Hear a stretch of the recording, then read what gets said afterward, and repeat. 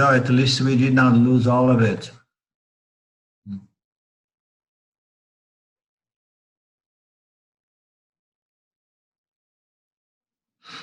So to say that the three states change is only possible because of the presence of the unchanging self. So we all heard about this concept of the three states plus the force, that a lot of the times in the spiritual circles is referred as the fourth state. So in Vedanta we say the force is not a state. Okay? The force is the principle, the revealing principle of all the three states. Okay? It's not a state in itself. The state belongs to the mind, belongs to the subtle body, or the experiencing entity called the jiva. Those are where experience and the states of consciousness, states of mind occur. Those are different aspects of the jiva. But there is something which is not a state. What is the distinction between this force and the three states? The difference. Anybody can tell me that?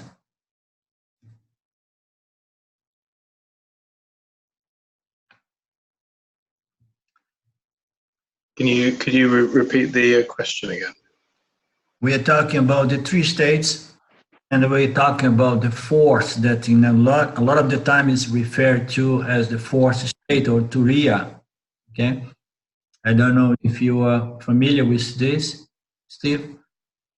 Turiya or the fourth state. So it's a big thing in the world, the experiential world of yoga and so on. So we from Vedanta, we know and we learn and we know that the force is not a state. Okay. So then my question is, what is the fundamental difference between the three states and this force principle? Okay. So that was the question. As we were... The fourth principle is consciousness itself and the background of all the other three states. Exactly, Mark. So this force is not a state, and what distinguishes the force from the three states is that the three states are subject to objectification.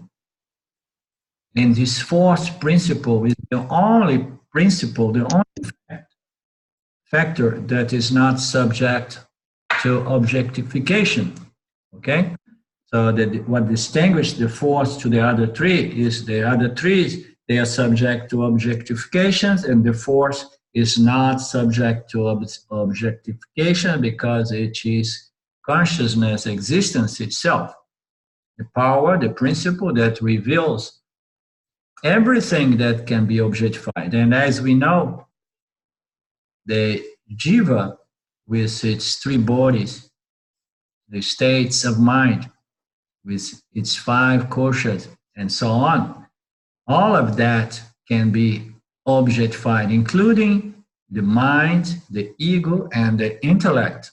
So we know that all of that is an object in reference to consciousness, the consciousness I am, right? So this is the fundamental distinction. The three states is only possible because of the presence of something that is not changing. So every time we have changing phenomenon, this changing phenomenon can only be captured by a principle which is unchanging, right? That makes total sense. We cannot have a changing phenomenon that is known, it's seen, it's perceived and known as a changing phenomenon without the presence of an unchanging principle called consciousness. The fourth factor is this principle, which is often referred to as turiya. If this does not make sense consider this scenario. This is most probably Dayananda's logic or example. You are going to a party to meet a friend. When you arrive, he's already there. So we arrive to a party, and then I find a friend that I haven't seen since a while. The friend is there. I stay in the party for some time. Yeah?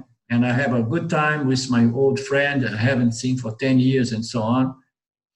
And then I meet other friends. And then after some time, I receive a call of somebody who tells me, hey, something happened here in your place. You need to come. So leave this party and go. So I leave the party on a rush, and I don't even say goodbye to my friend.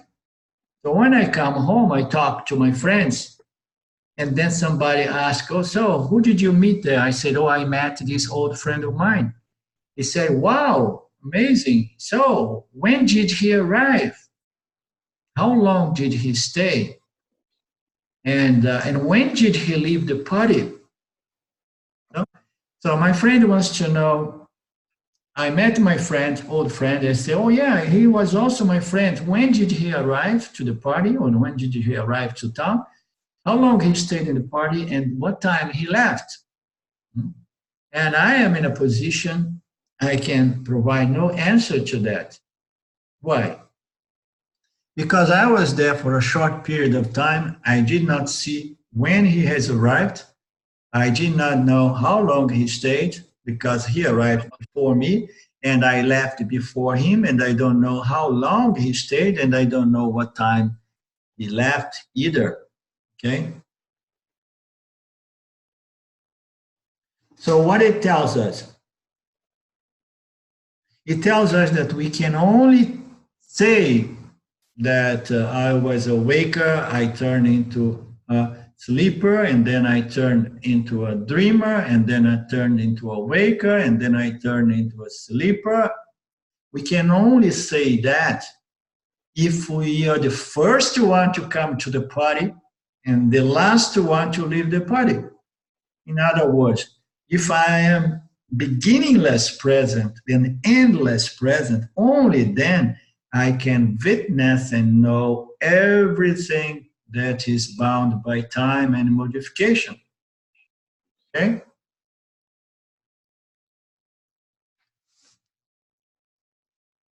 So we are prior to all the guests, all the states, all the modifications. We are prior to everything.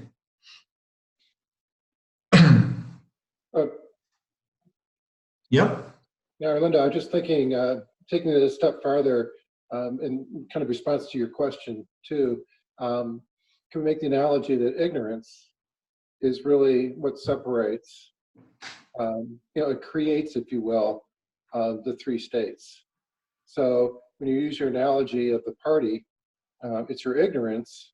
You just don't know when the person arrived or when they left. It is, these things happen, but you don't know about them, so you can't answer the question. So it's your ignorance, and I always have to be careful with that word, because it's not a bad word. It's just that you just don't know. And so I think about that as being the difference, perhaps, between the self, or really what creates this projection, which is ignorance. How would you elaborate on that? Yeah. So you refer to an aspect of ignorance, which is a limitation experienced by all jivas. Now, as a jiva, we have only so much we can know. We know that Ishvara is all-knowing. Ishvara is made of pure knowledge. It is conscious, living being, constituted by knowledge alone, consciousness, knowledge. So Ishvara knows everything because he's the knowledge behind everything. So we say Ishvara is all-knowing, but as a jiva, we know very little. Of course, Ishvara knows what time my friend arrived, Ishvara, how long and when he left, because Ishvara is all-knowing. But as a jiva, we know very little, no matter how much we study, how much knowledge we gain, objective informative, scientific or knowledge or whatever knowledge, okay? So there is only so much we can know. But there is another knowledge, which is the objective knowledge, but it's what we call self-knowledge. So in this case here, it points to the fact that we are this consciousness. And once we have the knowledge that I am consciousness, and then I understand that I don't change, but only the states change. Because with the help of the scriptures and with the help of my pure sattvic mind, I am able to follow the logic presented by Vedanta, which is based on my day-to-day experience of life. And by following that, I get fully convinced that as consciousness, I am all-knowing. Although I don't know everything the same way Ishvara knows, okay? But it's better to say that I am all pervasive. That means. It's okay. Huh? Yeah, okay. Yeah. Okay, now I got the trick on how to mute Anatosh. So as consciousness, we are saying, we are not, we know that I am all pervasive, okay? I was there before my friend came. I am there while my friend stays in the party. I am there before my friend leaves, okay? But my jiva cannot know that, okay? But by implied meaning, understand my true nature, I know that I am there before anybody shows up for the party, and I am there after everybody leaves the party, okay? But I am there as consciousness, not as a experiencing, knowing entity, okay? I'm there as consciousness. So I know that I am there, always ever present, because I am beginningless and endless. And I'm never change and so on. So that's the point. Does it clarify a little further your point, Dave?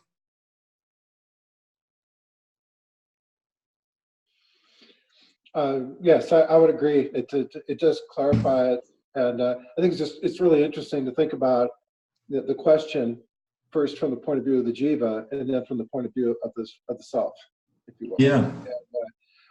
And so defining where the question comes from. Are you looking at it as a jiva? Or are you looking at it as the self?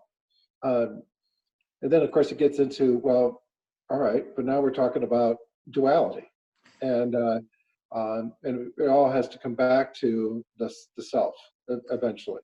And so the discussion, I think, brings clarity, and at the same time, it all, upon inquiry, goes back to the consciousness that is all invasive. Or as I think about it, is Sat Chit Ananda. Yeah, the whole purpose of Vedanta is to reveal the fact that we are pure, limitless consciousness, conscious existence. And we do that by the means of following those analogies and extracting implied meanings, and so on. So we need to, basically, it's a question of knowing, and it's a doubt-free understand knowledge regarding what I really am, this light of consciousness. And of course, we are not Ishvara. We don't know everything, I cannot really know, when the guy comes, when the guy goes. Even if I stay there, I don't know other people, because some people came before me. Even if I'm the one putting up the party, there is a lot of things I don't know about my guests. So we don't know everything. And the purpose of Vedanta is not make the jiva, turn the jiva into a super jiva that knows everything, that can know the mind of the other and so on. No, we are not interested in that. We want to know that by which knowing that everything else is known. Why? Because you are knowing the nature of everything. Once you know the fundamental nature of everything, there is nothing really that compels you I have to know this, I have to know that. This goes for the people who have this huge inclination to know a lot about everything, about phenomena. Just we don't go into it right now, but sometime the discussion to me is to think about a point that you made that it's how to create a sattvic mind. So if we're take this analogy of the party and we go to the party, how do we use this? How do we use Vedanta, if you will, to create and be a sattvic mind or a sattvic awake person or jiva during the party, and how does that influence our actions and how we react and how we deal and how we how we go to the party? And so by the party, you mean life itself? Well, it can be. I'm just using your analogy that you said, you go to the party. But it's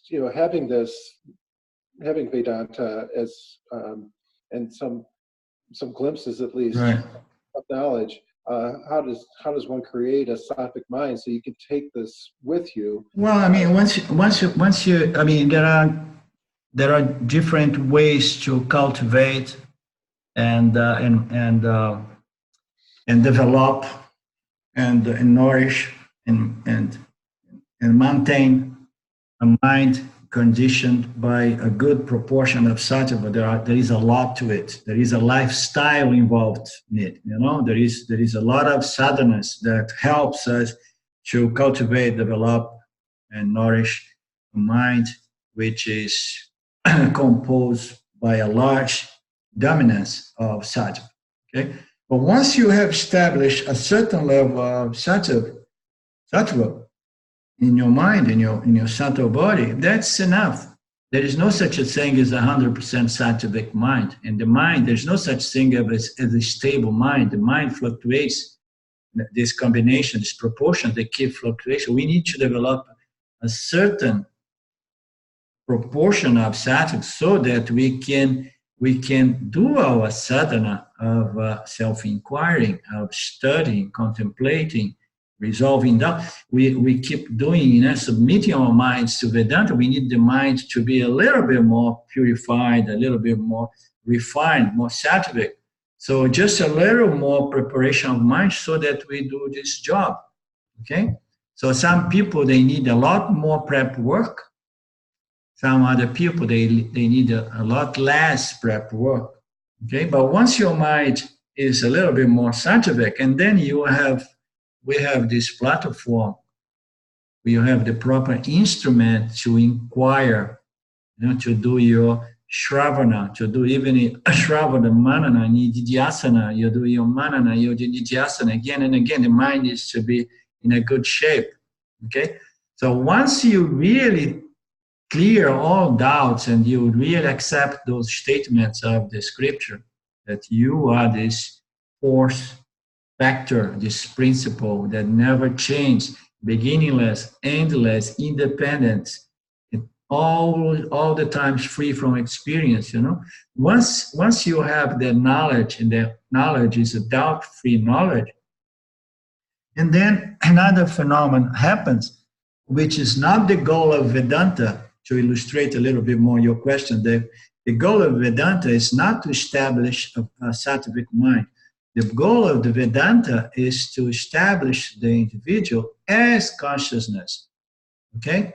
Because if you establish yourself as a sattvic mind, you're going to be in trouble because the mind changes, it fluctuates. And then the mind turns, becomes too rajasic again. There goes your enlightenment, there goes your clarity, and so on. The goal of Vedanta is to establish the inquirer in consciousness as consciousness. So once the individual is established in consciousness as consciousness, and then something very interesting happens, which is not the primary goal of Vedanta. It happens that the mind, it develops more and more sattva and remains more and more stable as a sattva mind, a sattva personality. Why? Okay, who can answer me this question? Can you answer me this question, Dave?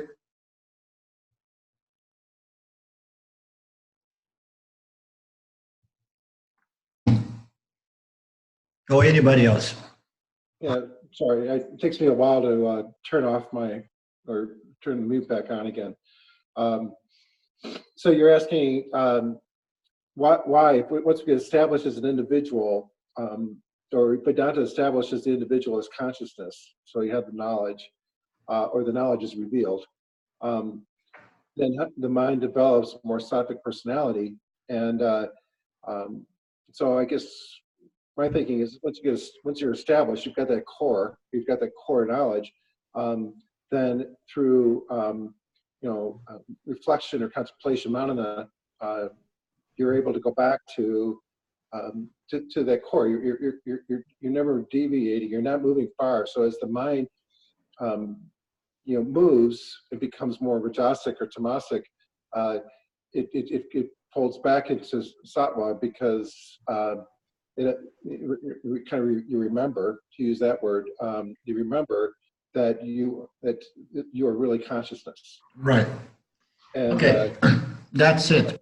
Yeah, so that's all part of what we call nididhyasana, which is defined by Shankaracharya as application of knowledge again and again. Every time you see your mind modifying, or you start experiencing agitation or whatever, discomfort, you say, oh, let me apply my knowledge here. But once this knowledge is really, as we say, hard and fast knowledge is firm, happens that effortlessly the mind establishes itself with this predominance of sattva. And the reason why is the mind of the yoni, it becomes fundamentally a sattvic mind. The reason is because those binding desires and fears, desires and aversions, raga, dvesha, they were neutralized by the means of self-knowledge. Those desires and fears, that what I want and what I want to avoid, that's what produce a tamasic and rajasic dominant state of mind, okay? So those ragas and dveshas, they come again and again in operation in our conscious mind because our knowledge, our self-knowledge is not firmly retained. When it's clear and firmly retained in self-knowledge, when it's a doubt-free knowledge, then these desires and fears, these desires and aversions, attractions and repulsions, and all these things that constantly modifies the mind, agitates the mind, disturbs the mind, all those vasanas, they are neutralized, they are removed, they are cancelled. Okay, all these energies, they just subside, and then the mind remains controlled by the means of self-knowledge, which is fundamentally the only way to effectively control the mind. Control the mind is to establish the mind free from ignorance-based vasanas. So this knowledge has to be very firmly assimilated, as we say. Okay.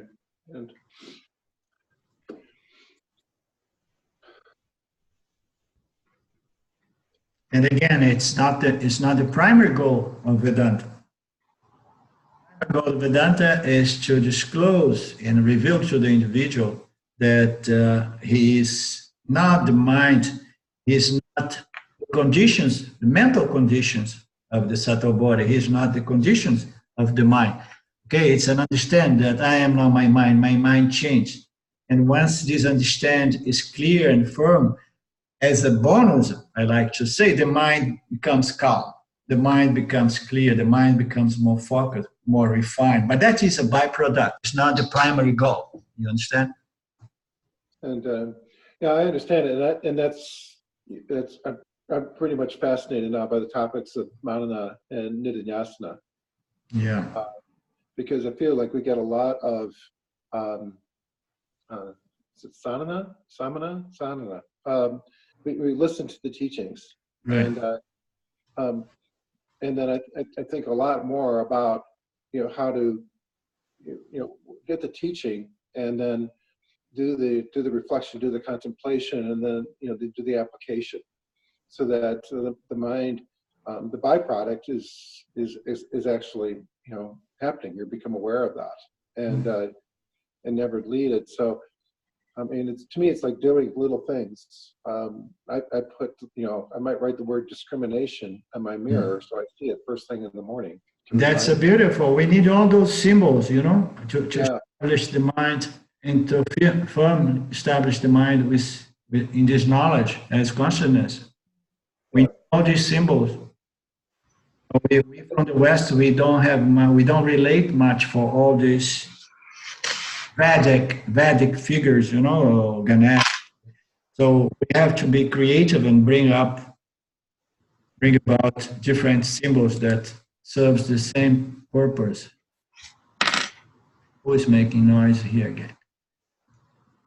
I have my. You want to say something, or can I mute you?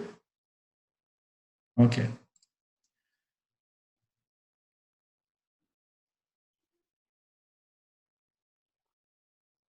So we have no doubt that we must be there before any change happens. And for any change in phenomena, we need a changeless principle to witness change, okay? So we all understand that. So we are this changeless principle that witness all the states, all levels of human experience, of our jiva experience that are in constant modification, such as the 3 states and all other states. Okay, so we're going to enter the next topic, which is a nice topic. It's called I, the self, you, the self, the non-dual self. The self. So what is the self? That is a very nice put. I think it was Paramarthananda, if I recall, who present this definition of the self, but I'm not 100% sure anymore. It says that the self is non-dual consciousness. So there's nothing new about that. The unchanging, indivisible, independently existent, it does not depend on any source of existence, independently existent, eternal, infinite, imperceptible essence of everything, ever free of all action and experience. The self is distinct from the gross, subtle, and causal bodies. It's beyond the 5 sheaths, and it is the witness of the 3 states of experience. Beautiful. The self, you. It's the non-dual consciousness, the unchanging, indivisible, independently existent, eternal, infinite, imperceptible essence of everything, ever free of all action and experience. This is distinct from gross, subtle, and causal bodies. It's beyond the 5 sheaths. It's beyond it goes. It's better explained because we need to be very careful with words when we come to Vedanta, because we rely on words to get this knowledge. Without words, there is no knowledge. Therefore, the words have to be very precise in its meaning. If it implies it, if it has a vague implied meaning, it's not good, because it can produce misunderstandings and confusion. When say it's distinct, it's beyond the 5 sheaths. It's like it is something other than the 5 sheaths. It's something other than the 3 states, something other than the 3 bodies. Okay, so this factor, other than all these different levels of experience, is the witness of everything that changes. The witness of the 3 states of experience. This self is you. Okay, let's dig a little bit into that. After extensively analyzing our experience and describing what we are not, The text gives a description of what you are. Hey, finally enough, huh? Because we have been going about all this logic to say you are not this, you are not that. None of those experiences you, none of these bodies, and you know, the prana is not you, and the vital and the subtle, the energies are not you. So now we come to the bottom of this discussion. We want to know what I am, the self. After extensively analyzing our experience to determine that we are none of those experience, we are none of those objects of experience, which includes my intellect, my mind, my states of mind, and so on. Now the text gives a description of what I am, what you are. While it is true that limitless consciousness cannot ultimately be described or contained by limited dualistic language composed by words, language is all we have to work with because the self is not an object of experience through the perceptive organs. So how now are we going to define the self if the self cannot be captured by the sense organ? It cannot be seen because it is the imperceptible essence of everything. Okay? Cannot be seen. Cannot be heard, as we know. Cannot be touched because it's the most subtle of the subtle, the subtlest of the subtle. Okay? It cannot be captured into action because the self does not move. The pranas, the vital air makes a move, but an energy makes a move, it's movement, and so on, but the self never moves. So we have no way to capture the self and to know the self except by the means of words. And that brings us to understand of the value of knowledge. Knowledge can only be conveyed by the means of words. Okay? So in many other spiritual circles, people believe that the truth of the self can be conveyed by a touch. You know, a guru touches you, or you do certain things, or there will be a shakti that is going to raise your kundalini, and then the self is going to be presented to you. We say no. The only way we can really convey, reveal, or unfold, or present, or describe the self to anybody is only by the means of words, knowledge. So it is true that limitless consciousness cannot ultimately be described. We know it cannot be described. It cannot be described as an object of perception, as an object that can be perceived by the five sense organs or conceptualized by the mind. The self cannot be described that way, okay? But yet the self can be described, can be presented, can be improved, can be revealed by the means of the scriptural knowledge of the Upanishads. And it can only be done by a language which is dualistic by nature and composed by words. They are all what we have, this language, to work with, because the self cannot be captured by the sense organs and the perceptive organs, neither by the mind. Words are great for describing phenomena objects.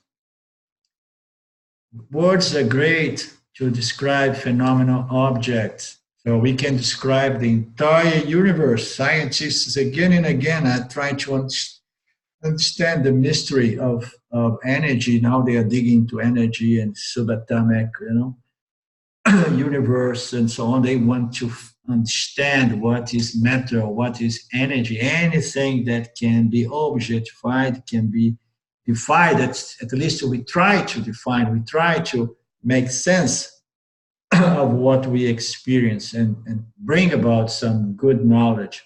Okay? But the self cannot be known that way, in that way. Okay? Words are great for describing phenomenal objects, but as we know, the self is not a phenomenal object. That is the hardest part about self-knowledge, is because we have this natural tendency to try to find the self as something that can be captured by the sense organs and the mind. Okay? It can never be objectified, can never be experienced and known as something other than the knower. You know? The fact that, so all qualities, the fact that the language cannot directly reveal the self because the self does not have properties. The fact is that language cannot directly reveal the self because the self does not have property. Language is all about describing properties of objects. All language we have is about describing phenomenal objects. And the objects are defined by its properties, okay? By its name, its shape, its color, and the qualities of this object, what this object serves for, okay? What is the quality of fire, for example, you know? Oh, it has a beautiful quality, it can cook my food. And then I say, oh, not only. So in the old days, or in some case, I can make light, because I make a little fire, and it gives us light as well. So those are qualities, properties of fire, for example. But the self cannot be described because it does not have properties.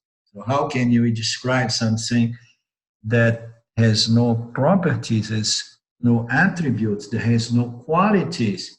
The self is that before the three gunas brings about, it brings Maya, the three gunas, and then the elements, and with the elements, it brings about this plurality of phenomenal objects, all of them assembled by different qualities or properties or energies or gunas, howsoever we want to say. The self is not colored by any guna, by any quality, any property. It's just a conscious existence principle.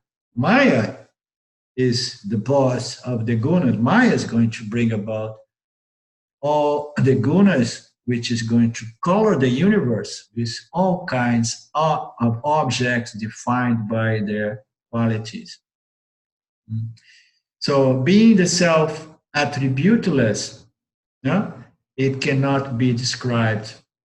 The self is attributeless, therefore it cannot be even conceptualized, because a lot of the time we can conceptualize some things, We cannot taste, we cannot feel, we cannot touch, we cannot hear, but we can conceptualize some things. We can conceptualize the universe.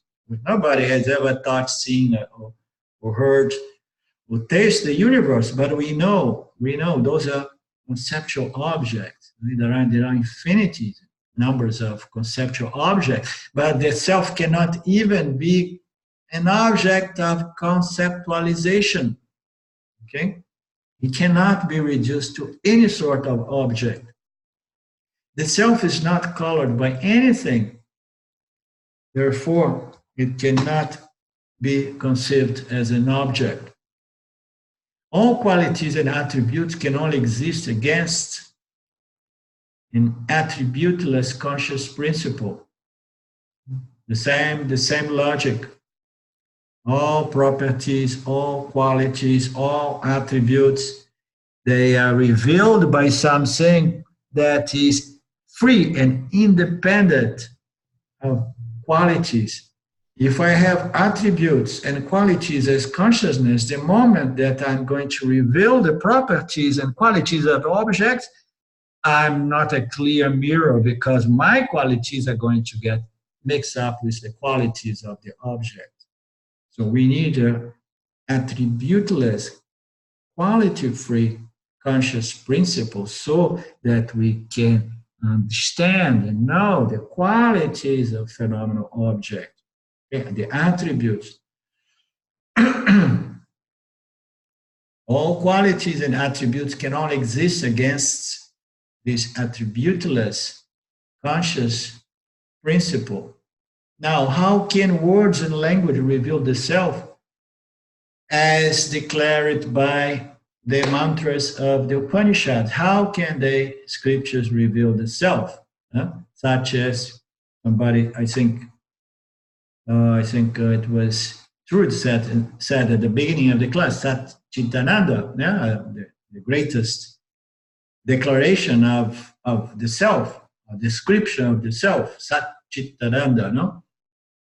So how can the self be described since the self has no attributes? And how can words convey a definition of the self, something absolutely without any attributes?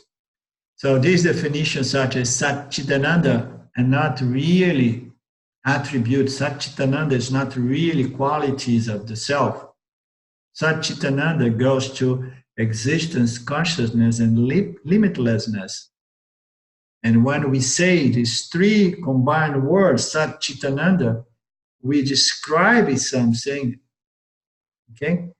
Not by its qualities, but by its very nature, by its very unique nature, unique independent nature as consciousness, existence, infinitely limitless.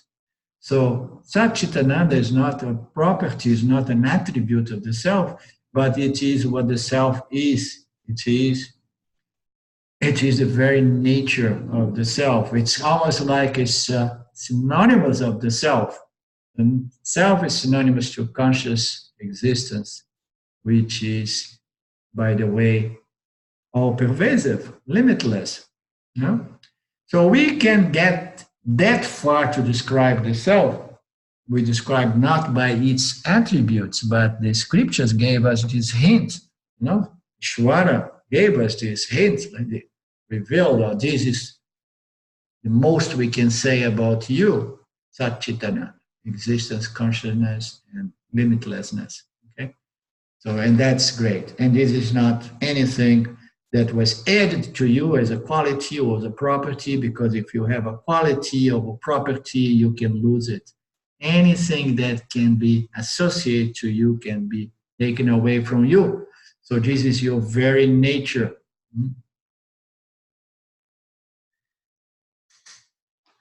So how can words do the job? And words are the only mean we have to describe and know the self, or to reveal the self.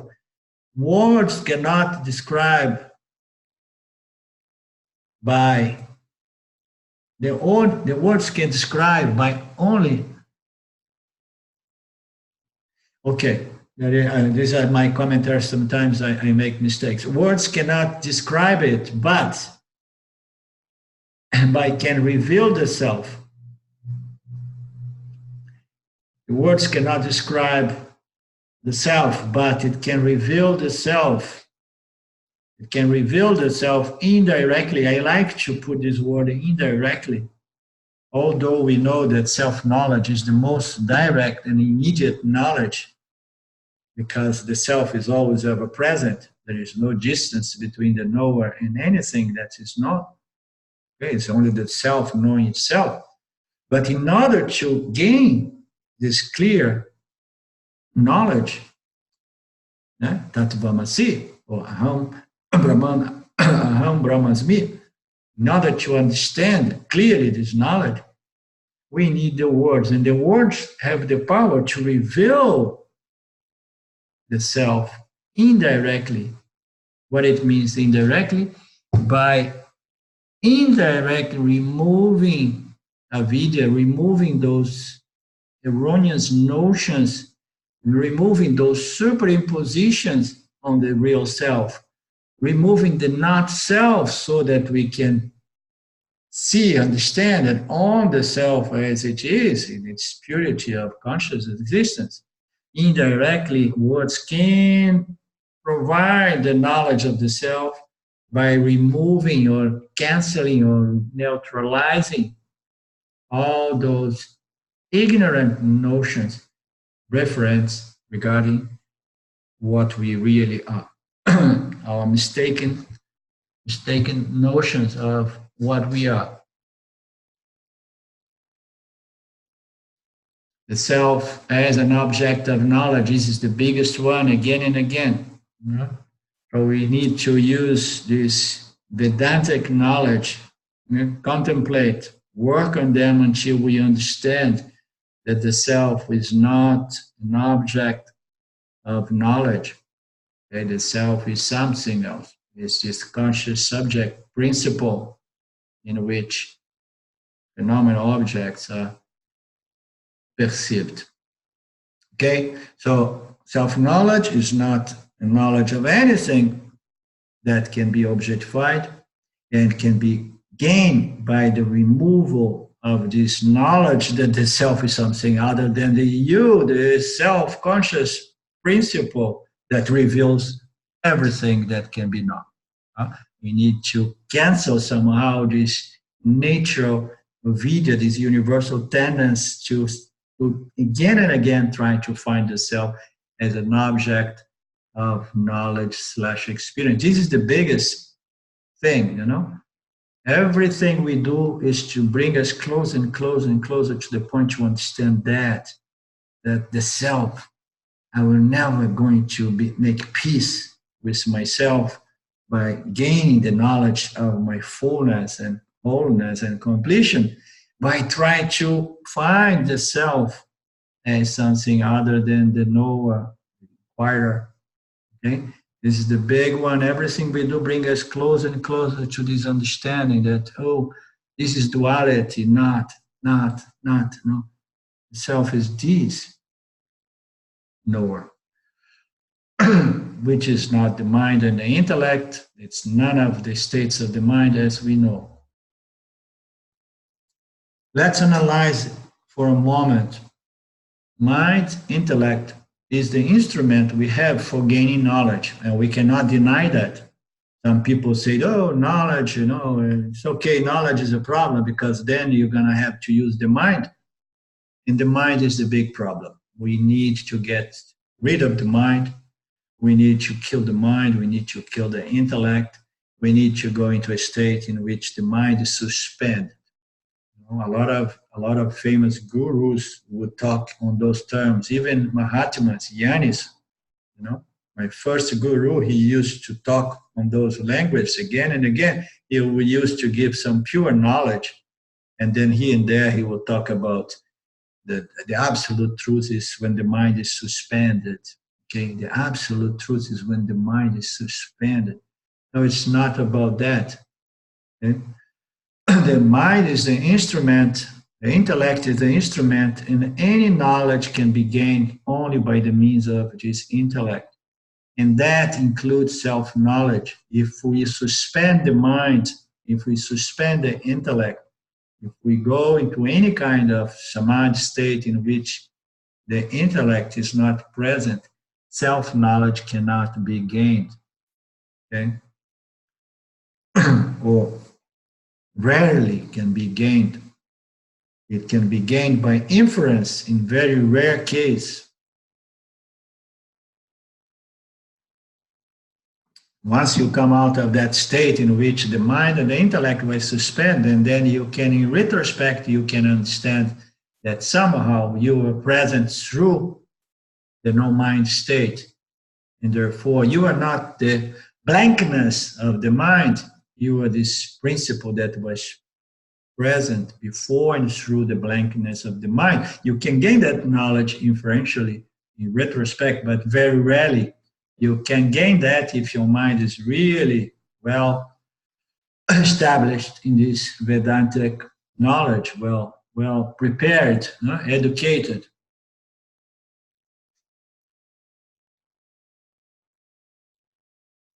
So the mind is the only instrument we have for gaining knowledge, the intellect. But since the intellect is colored by the three qualities, Raja, Tamas, and Satya, all knowledge it gains is subject to error, revision, and correction. So that's another pointer which is important. Any spiritual knowledge that we gain on our own, through our observation, through our own discernment, through our mind, okay? All kind of spiritual knowledge we gain through the interpretations of our spiritual experience and so on, the reading of many spiritual books and so on.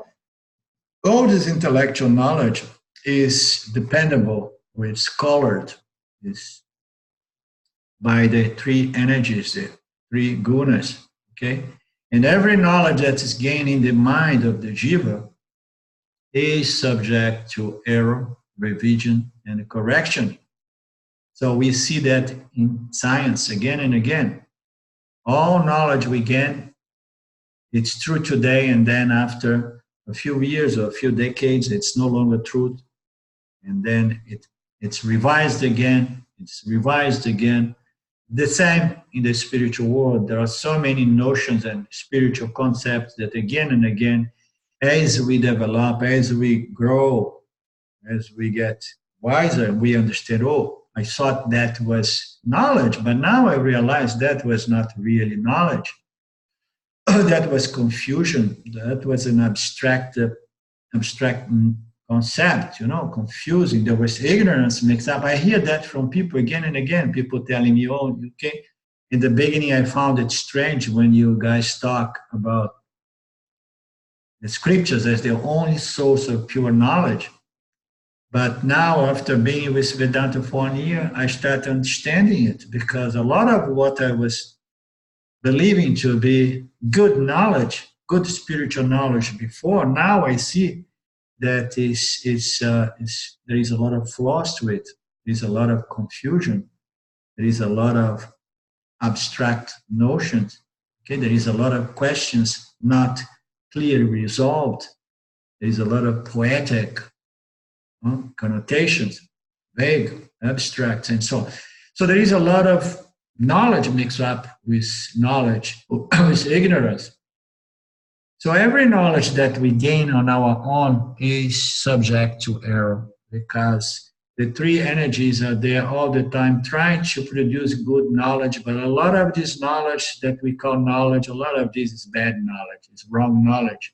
And as we grow with Vedanta, we start understanding, and then we start really beginning to surrender our mind to Vedanta, to the scriptures of Ishvara, because we understand this is where pure knowledge lies. Here is pure knowledge. So I want my mind to be aligned with the mind of the Lord, mind of Ishvara, this revealed spiritual knowledge. Therefore, then, only then I know that my mind is really now enlightened by the pure knowledge of the Lord. So all knowledge gained by the jiva is subject to error, revision, and correction. The spiritual knowledge is the only knowledge not subject to error. This is spiritual knowledge, this Vedantic knowledge, the Upanishadic knowledge, okay? The Vedic knowledge in general is the only knowledge not subject to error and revision, because it's not human knowledge. It's not human knowledge. It was not originated by anybody. It's not originated by any human intellect. It is the self which is beyond the qualities, the attributes, and the three energies, and so on. Okay, it's important to understand that it is through the mind. The intellect is the only instrument we have to gain this self-knowledge. We should not try to remove or to suspend or to deny the importance to the intellect, because only by the intellect this knowledge can be gained. But it's not a knowledge that the intellect can cook up, can produce, to come up with, based on its sensorial experience. mundane experience and the spiritual experience. You see this all over the world, people, trying to gain knowledge through their experience or through whatsoever they read. This knowledge is not the pure knowledge of Ishvara. This pure knowledge, Vedantic knowledge, is not originated by any human jiva, and it's the only source of pure knowledge. So the self can be known, it can be described, and can be revealed with the help of the scriptural knowledge revealed to the reached by Ishvara the Lord, consciousness. And the earlier we understand that, the sooner we surrender to this knowledge, the more rapid, the more rapid.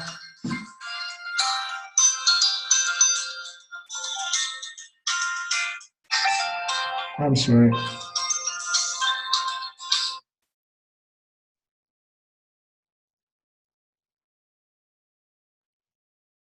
Let me turn it off before.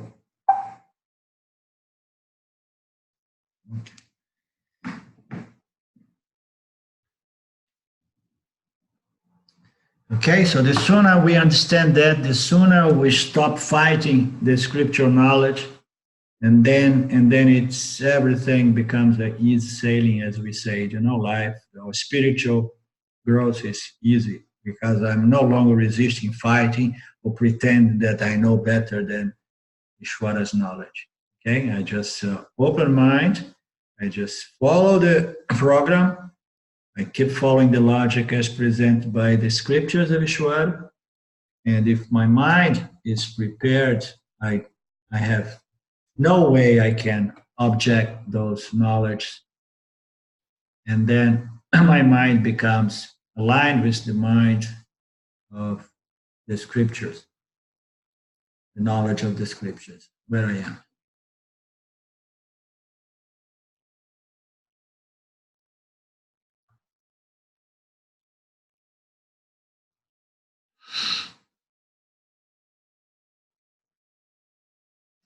Okay.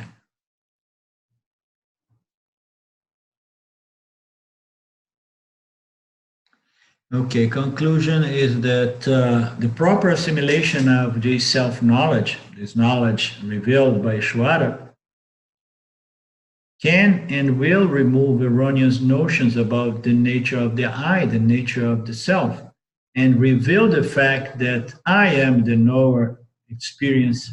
I, the jiva, the knower, the experiencing entity, I am non-dual conscious existence. I am the self. So that's when the experiencing entity, so-called jiva, understand that the jiva, in truth, is not really the equipment, the experience, the medium of the experience, the medium of knowledge. The jiva, in truth, is not the jiva, but the truth is that the jiva is pure, non-dual, limitless, conscious existence, also known as the self, the I. So this is the knowledge that frees us. That's all that's needed, because the self does not have to be proved or demonstrated as an object, since it is the self-evident subject conscious principle because of which the universe is known.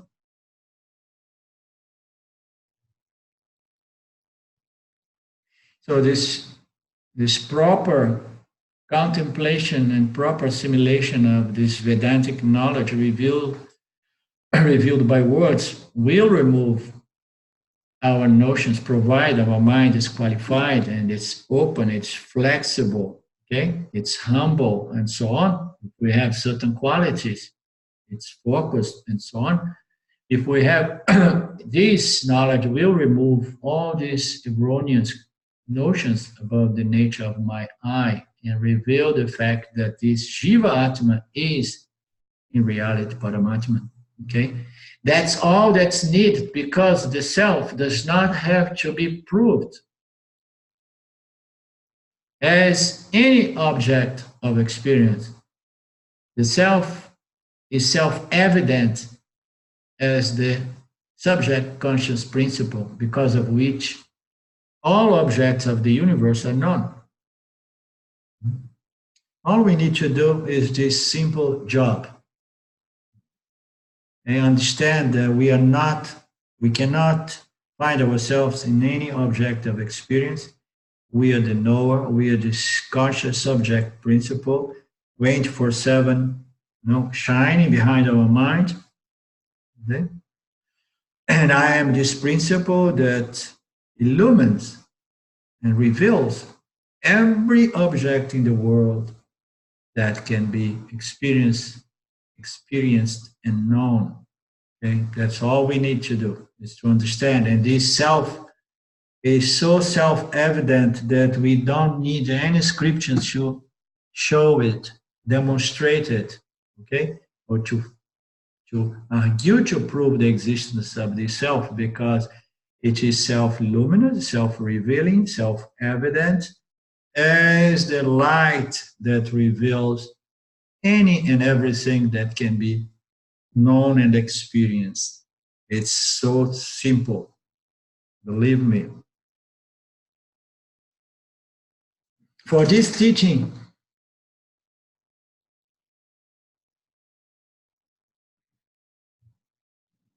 it is self-evident because your existence and consciousness are obvious. Everybody knows that I exist.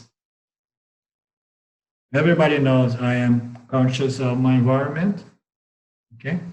Everybody knows that consciousness and existence are operating through my body-mind 24/7. It's self-evident. My conscious existence is obvious. But since we are not clear about what the self is and what the self is not, we know that something here is conscious and exists all the time through my life, but I'm not sure what this I is, because I'm not clear about what this I is and what this I is not. And furthermore, I'm not clearly understanding what it means to be the self. This is a big one. Okay? And this is the third part of the self. We more easily we accept the fact that I am Sat Chit, I am conscious and I exist. Nobody has a problem with these two. But the third aspect of this knowledge is the understanding of what it means to be Sat Chit, what it means to be existence and consciousness. Okay? What it means. Existence is that what is, and consciousness is that which reveals all that is. Okay? And I am existence and I am consciousness. A lot of people get that, but a lot of people do not get the implied meaning. The implied meaning is that I am of the nature of limitlessness, ananta. Okay? So this implied meaning is like I am existence, I'm consciousness, and I am all pervasive. I am beyond time, I'm not bound by time and space, I'm the beginningless, endless, always ever present, never change. Those are the implied meanings of being conscious existence. But if this notion that I exist and I know is attached to the idea that I am my mind and my intellect, and then we have a trouble.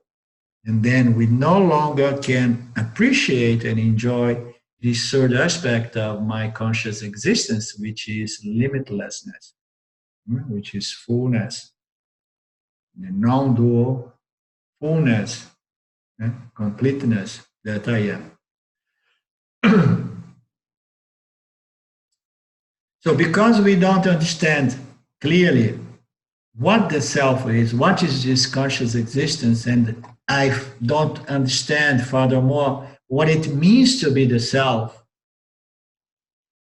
a teaching in the form of concepts constructed by words is necessary. That's why Ishvara, or the Lord, you pit on us, and then you say, okay, there is no way these people are going to figure it out.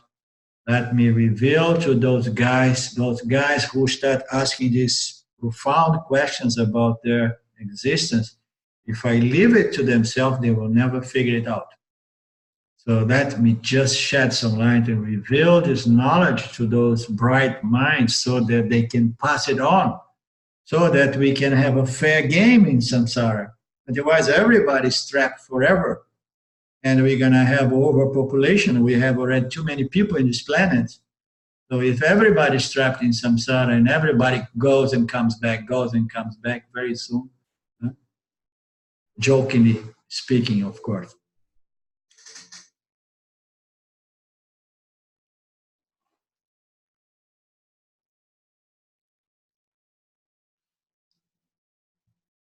For instance, for this teaching to work, the words have to be, so we understood that we need a teaching. The teaching has to be not some jiva teaching. It should not be originated by any mind, any intellect, okay, or any programmed mix-up mind based on ignorance and knowledge. We never know what is good knowledge, what is bad knowledge. No, it should be pure knowledge. We need the knowledge, and we need to convey this knowledge. The only way to convey this knowledge is by the means of words that together present us with concepts, with descriptions, with declarations, with assertions, and so on. Okay? So for this teaching to work, the words have to be exact, because the definition of something that is imprecise or that applies to more than one thing leads to confusion. So we understand then why language, precision of language, is so important to us, and why someone like Ramji sometimes is critical towards some of these neo-Advaita teachings, because there is a lot of confusion, a lot of ignorance mixed up with knowledge being presented as pure knowledge. Okay? It's all Ishwara, we know. It's all good. It's all part of the process, because everybody gets what one is deservingly, ready to get. But when we come to Vedanta, we say for this teaching to work, we need a language which is properly defined. It's exact, it's a science, because a definition of something that is not precise or that applies to many things at the same time is going to lead to confusion. And we find huge confusion in the spiritual world. For instance, if you are trying to describe something as the self, and you say the self is big. So what are we going to make out of this statement? Oh, the self is big. There is certain connotations to certain words, like Brahman, rational connotation, something that is vast, is huge, it's big. Okay? So if you present the self to someone, you say the self is big, it's vast. So the person is going to think, so there are so many things that are big. So there are some obese people that are big. An elephant is a big creature. The United States of America is big. The universe is big. So, okay, the biggest that I know is the universe, and then the self is the universe. And there we go. Okay, now we are in the field of science. We say all there is the universe and nature, and that's the self, and from there, consciousness rises from matter, which is, again, more and more misleading conclusions. If you try to describe something and you say something is big, you have a problem, because the word big can refer to more than one thing, and its meaning changes depending on what it refers to. You can have a big mouse, a big mountain, you can have a big house. So words like these are not suitable for teaching the science of consciousness, or the science of the self. We need precise words. to convey the Vedanta is an exercise of again and again to put quote and quote in between words, or before and after words. You have to again and again put, because you have the language is limited, okay? And then you have to go round and round with metaphors and analogies, or you have to just keep presenting the self, and the person has to get the understand by implied meanings. So there are all these strategies, these techniques of describing the self, because the language is very limited. Okay, it's not simple to convey the self, convey the truth, the reality of who you are. Once we get to Vedanta.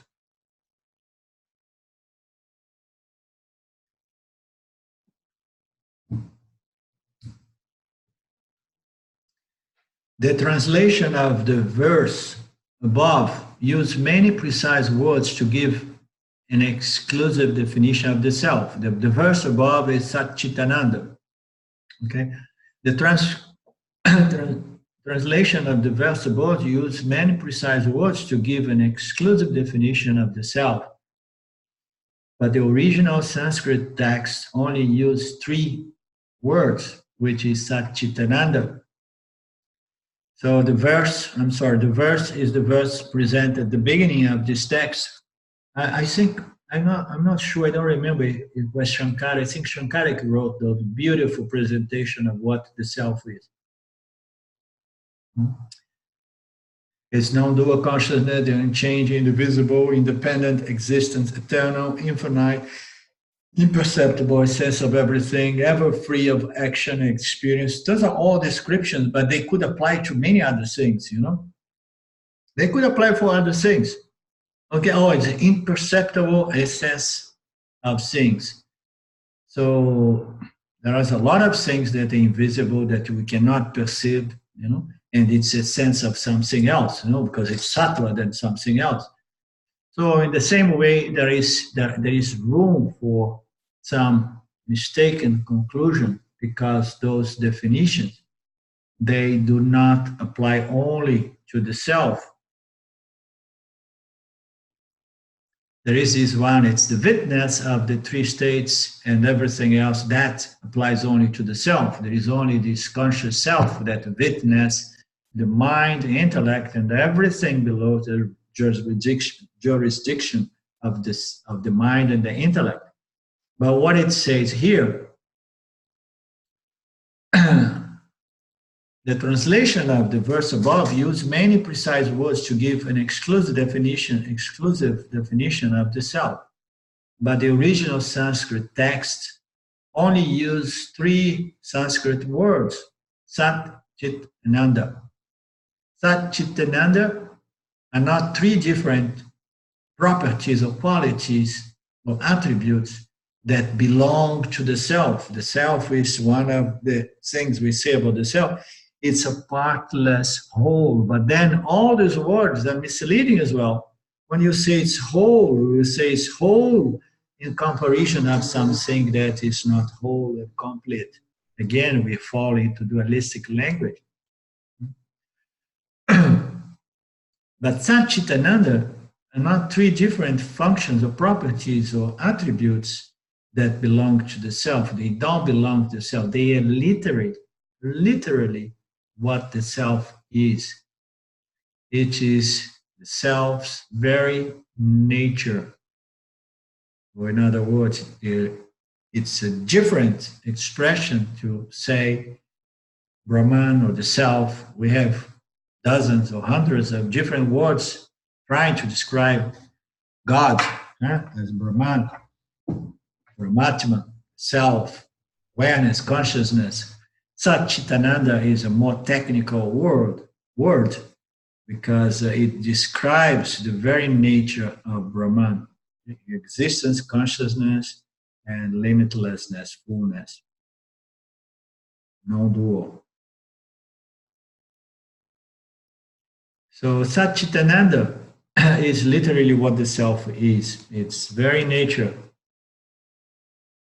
The meaning of Sat or Satya was discussed earlier in this commentary. So in the Tattvabodha, it's what is that which is beginningless, endless, unchanging, and independently existent.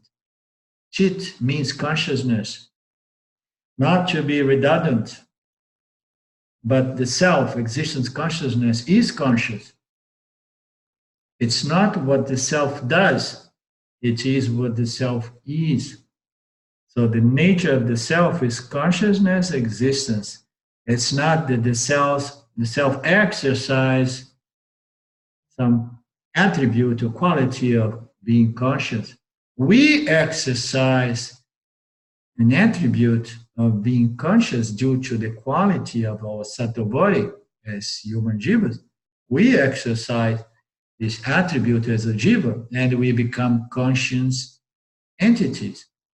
But the self does not do anything in that self. It's this very nature is consciousness, this very nature is existence.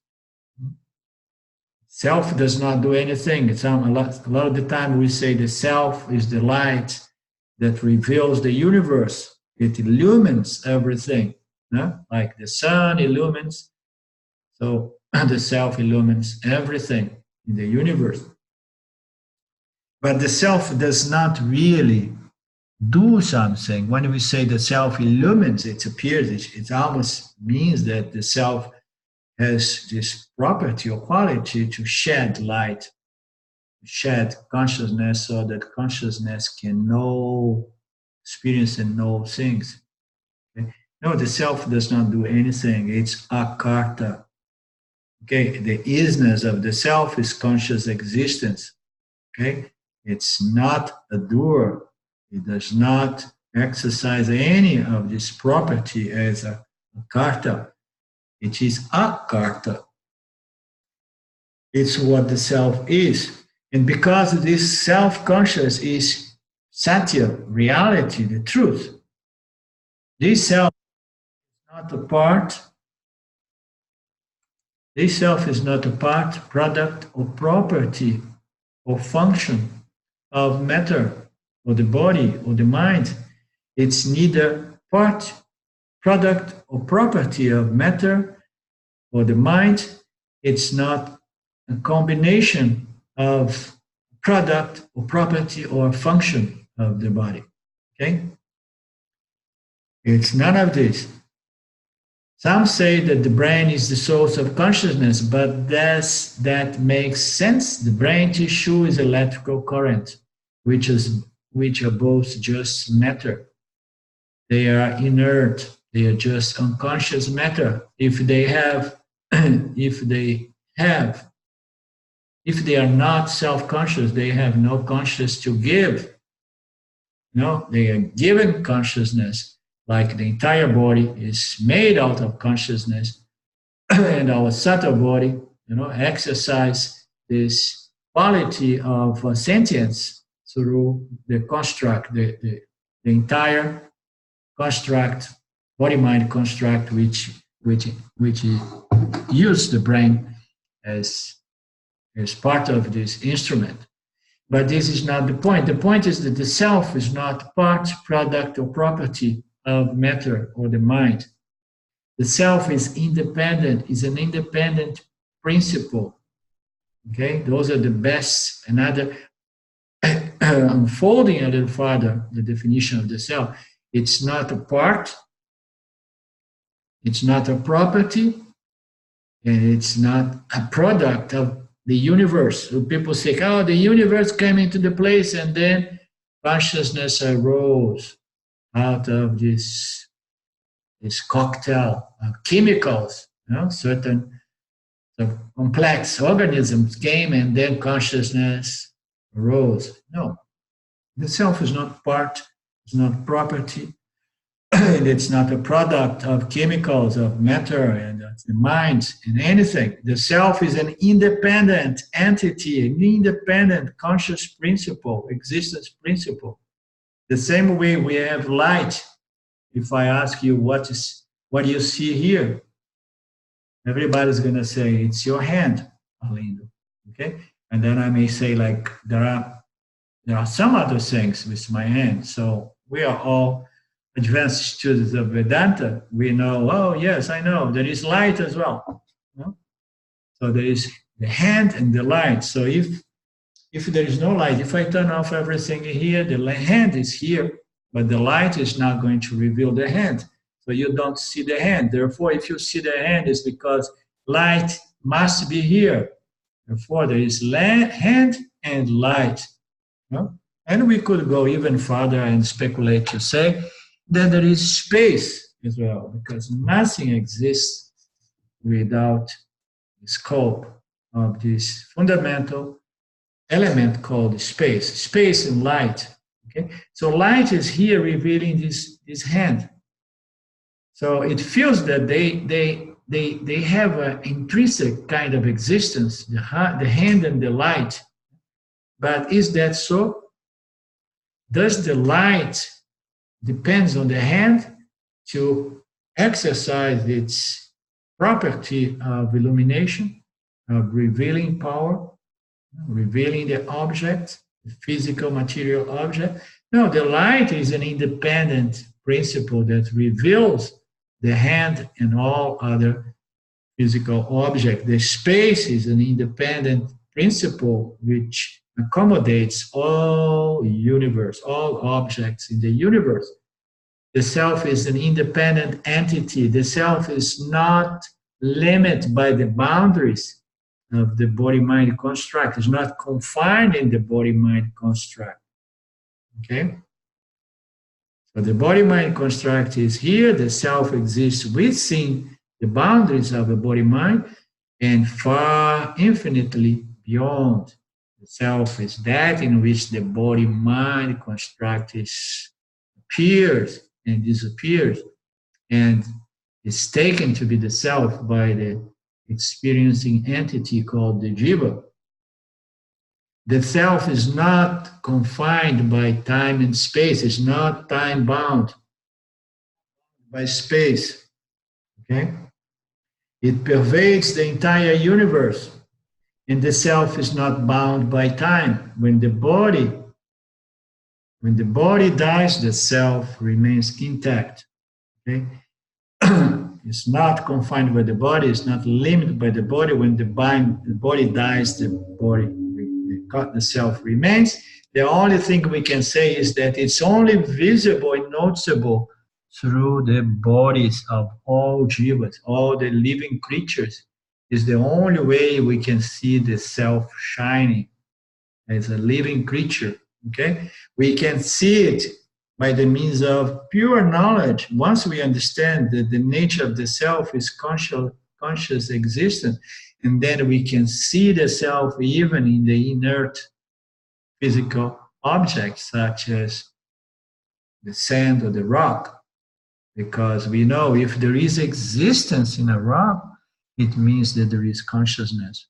Okay, it's not that the consciousness is not reflective. Sattva, those gunas, this quality called sattva, is not dominant enough so that we can see a rock rocking and rolling, as we say. We can see a rock going about and having a conversation with other rocks. We don't see that. But we can establish that a rock is consciousness as well, because everything that is conscious existence, appearing as sentient object and inert object. So the self is not confined in any sentient or insentient object. Okay? When the object dies, a sentient being, a living creature dies, and then no longer we can see the self. The self is no longer shine unless we have this clear knowledge. Okay? The same way we don't see light. Yeah? If a bulb pops and then the filament broke, and then we don't have light. So electricity is still pervading the entire house, circuit of the house, installation, but there is no light. So the same way the body, it shines with consciousness when when the body-mind construct is suitable to hold the subtle body, when the subtle body is no longer associated with the physical body, and then we cannot see the self, but the self pervades even the decaying body. Life is going to be there. Transformation of matter into energy, different creatures being developed, and so on. I suggest we stop here, and I want to stop a little earlier because I'm a little bit off. I mean, physically tired today, but we can play with a question or two if you guys have questions or any contribution or commentary.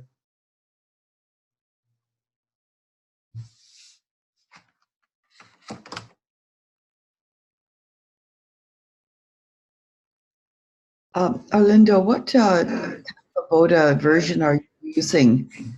Are you referring to this of James Swartz, Tattvabodha? Lift it up a little bit. I mean, I'm only seeing half of it. Lift it up, the book. Okay. Okay, Tattvabodha.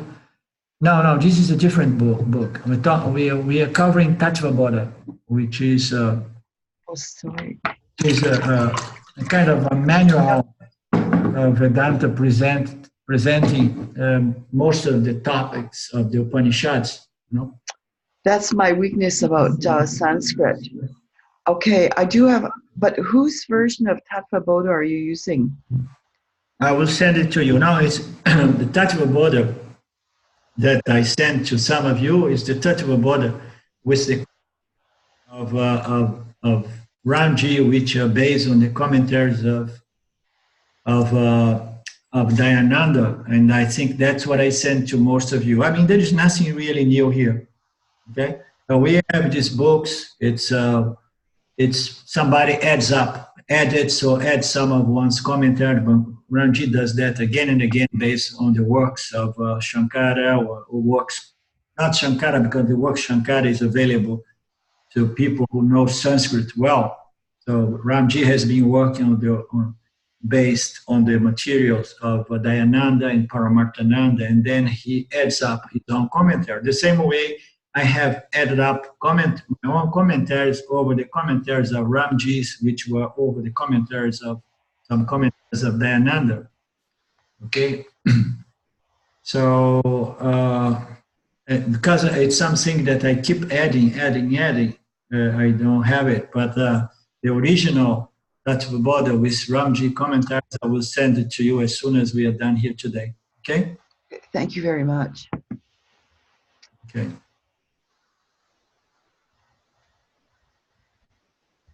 All right. So we go about the same way by Thursday or Friday. I send you an email to find out if we have enough interest, enough people available, and then we decide whether we do it or not. I'm safe.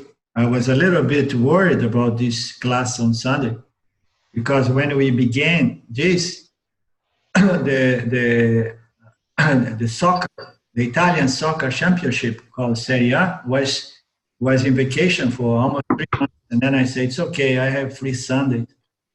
But I was a little bit nervous, but for my fortune, Ishwara changed the timing of the games, and the games on Sundays are all in the evening now. They don't have anymore the games like at 3 in the afternoon or 4 in the afternoon. So I'm free. So I'm going to watch 2 games when I'm done here. Next Sunday, I might be out of town. I haven't made plans firmly yet, but I may also be able to tune in to you, depending on. So I'm not entirely sure if I can dial up. But okay. No problem. I mean, if we have 5 people, I have made a general rule. If we have 5 people, we do it. Okay? If we have only 3 or so, I just excuse myself and we don't do it. Because anyhow, these recordings, they may benefit some people afterwards. At least there is one or two people. I mean, one of them is Carla from from Montreal. That she's the lady who got us start with this group. So she's always very appreciative to watch the videos. She began the group, but then all through summer she has other things to do. But today she had some other thing to do, which was not going for picnics or camping. It's okay. She got us started, and she can benefit later on watching the recordings. And by the way, I want to thank you all for your donations. So whosoever has been donating, I mean, whatsoever one may afford to do so. So please note that it's everything is much appreciated. It has been helping me a lot. I could get, I could sign up to watch the games from home with your donation. No, I'm kidding. It's only 30 euros a month. Okay. Linda, can we use your European PayPal now? Yes, the European PayPal I cleared. Good point. Yeah. It's available. So anything that you guys send my direction, it helps. You know, I'm helping my son big time. He is stuck there in Brazil. His wife is getting better, but still she's far from. Seems it's gonna take another 3 years before they can go back to the USA if they ever make. I have my doubts. And so he has to take care of the babe and do some class of English, and he makes very little money, 200-300 euros at most. And then I have to supplement his income so that he stays above water.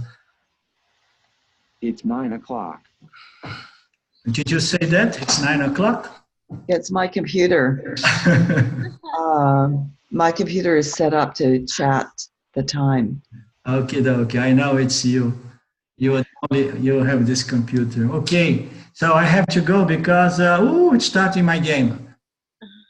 Have a good day. Okay, thank you very much, Arlindo. Om Purnamada Purnamidam Purnamudachyate Purnasya Purnamadaya Purnameva Vashishate. Om Shanti Shanti Shanti. Thank you, Lord. Thank you, everybody. We see you. We see you. Thank you, Arlindo. Enjoy. Thanks, Arlindo. Much. Bye, everybody. Bye. I have to finish my recording here. I want to save this recording. Good, I remember. Okay. Okay. Goodbye. Bye-bye. Take care. Have a good day.